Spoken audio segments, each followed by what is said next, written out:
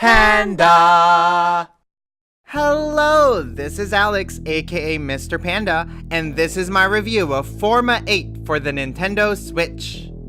Forma.8 plays out like a 2D Metroid game, if Samus were forced to travel as a floating morph ball the entire time. The developers at MixedBag Games have created a visually stunning world that begs to be explored. Truth be told, if moving around didn't feel like a chore at times, I would have investigated every nook and cranny. You play as a probe, assigned to explore an alien planet alongside other probes. After an unexpected crash landing, you are left alone, struggling to survive and escape.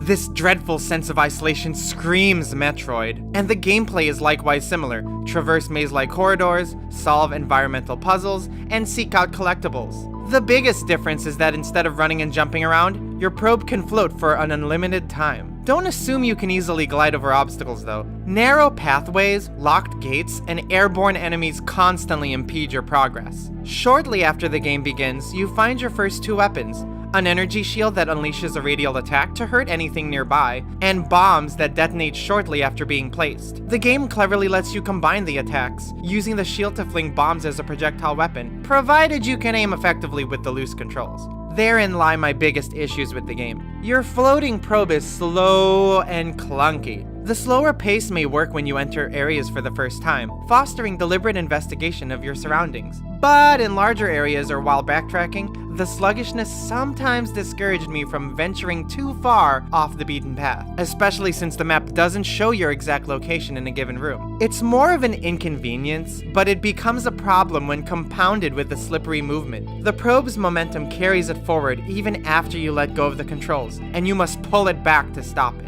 At that point, it takes a while just to get moving again, making it difficult to maneuver sharp turns. The problem is magnified when trying to attack the much quicker foes that home in on you. These areas are more annoying than challenging. To the game's credit, a later upgrade facilitates faster and smoother travel, though you are more prone to bouncing off course. Forma.8 has its fair share of puzzles scattered around the world, and I found most of them clever. Many utilize the environment in unique ways, sometimes even shifting gameplay and asking you to escort a creature or blast out of cannons Donkey Kong style. However, I didn't enjoy the challenges in which I had to transport items. As you can imagine, a limbless probe has a tough time carrying objects, so you must resort to hitting or ramming into them. Pushing explosive rocks around enemy-infested passageways was a frustrating exercise of patience. Rounding out the adventure are some well-designed bosses that were fun to outwit. Again, your clunky movement makes them more difficult than necessary, but I appreciated the challenges these huge creepy creatures delivered, and I could thankfully restart at the same spot if I lost. The game is forgiving, and every new area constitutes a new checkpoint, where you instantly respawn following death. The adventure isn't too long, clocking in at roughly 5 hours, but seeking out the numerous collectibles that increase your health or unlock hidden truths can bump up that time. The only progress indicator is a percentage on the file select screen,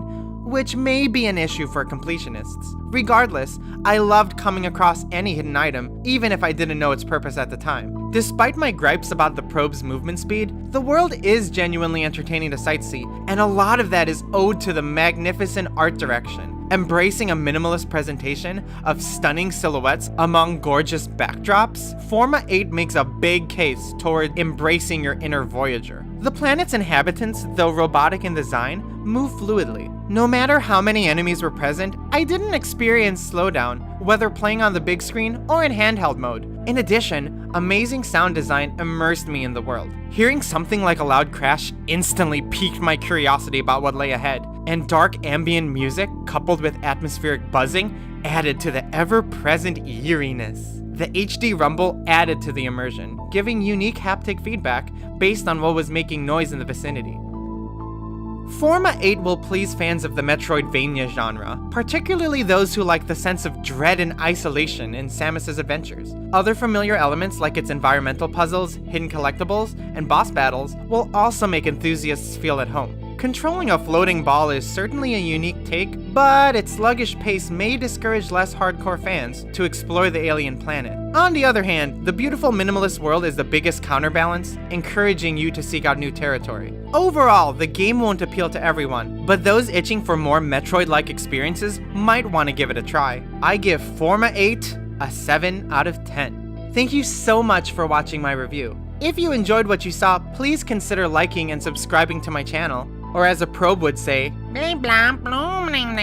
subscribe. yeah, what he said. And please let me know in the comment section below what you think of Forma.8 and what your favorite Metroidvania game is. And finally, please be sure to check out my other videos, including my other reviews of Nintendo Switch games and other Nintendo related content. Again, this was Alex, aka Mr. Panda, and until next time, bye bye!